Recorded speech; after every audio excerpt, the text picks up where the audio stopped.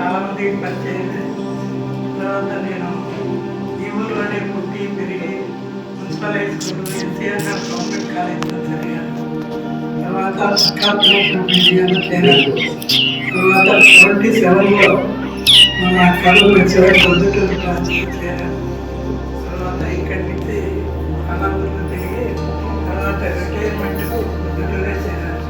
2013లో retire అయ్యాను. తర్వాత మళ్ళా 3 ఏళ్ళు కాంట్రాక్ట్ ఆఫీసర్గా బ్యాంకులో పనిచేస్తాను. తర్వాత కైవల సత్యం గ్రూప్లో చేరి ఆధ్యాత్మికంగా జ్ఞానం తెలుసుకుంటాం. సుమీర హాస్పిటల్లో కొంచెం అమ్మపద్ధతిగా సర్వీస్ చేస్తూ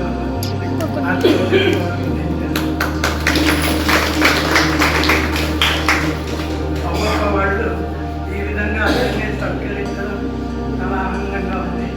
ఇది మనల్ని మనం గౌరవించుకోవడం అనేది చాలా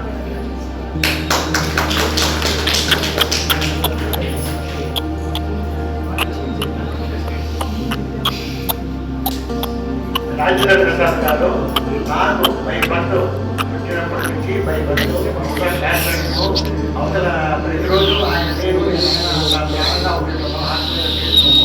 అది ఇటువంటి నేతలు దొరకకుండా నాకు చాలా అదృష్టము. అందువరకు చాలా మంచి వ్యక్తి. ఇటువంటి ఆయన నాకు నేత దొరికింది.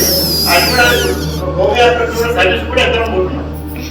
అందరం మన బ్యాచ్ అంతా ఇప్పుడు కొట్టేటోళ్ళంతా వస్తున్నారు. ఏదో దేవుని వల్ల భగవంతుడి శక్తి మేరకు సేవ చేస్తూ ఉన్నాము. అది పుణ్య విషయం. అది ఇటువంటి వ్యక్తులు కూడా నా జన్మలో అదృష్టం.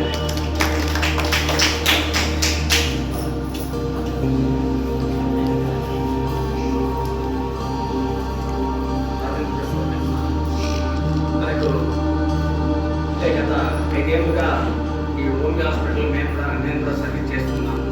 అప్పటి నుంచి ఆయన కూడా మనకు పరిచయం. కానీ ఆయన కూడా ఎట్లా అంటే ప్రతి విషయం చాలా సెన్సిటివ్గా తీసుకుంటాడు. చాలా కేర్గా తీసుకొని మాట్లాడడం కానీ చాలా ఫ్రెండ్షిప్లో కూడా చాలా బాగుంటాడు. ఆయన ఈరోజు కూడా యాక్టివ్గా వచ్చి అక్కడ అందరితో కలిసి తిరుగుతూ ఉండడం అనేది విధంగా మా అదృష్టం భావిస్తున్నాము. ఆయనకు అన్ని విధాల ఆయురారోగ్య ఐశ్వర్యాలు ఇవ్వాలని ఆ దేవుని ప్రార్థిస్తూ ఈ సన్మానానికి సంతోషిస్తున్నాము. మరొక విషయం, నాకు మాటలు ఎక్కువ, ఈయనకు మాటలు తక్కువ. అయినా సోదరు ఇద్దరిని అంటున్నాడు. అంటే కొన్ని విషయాలు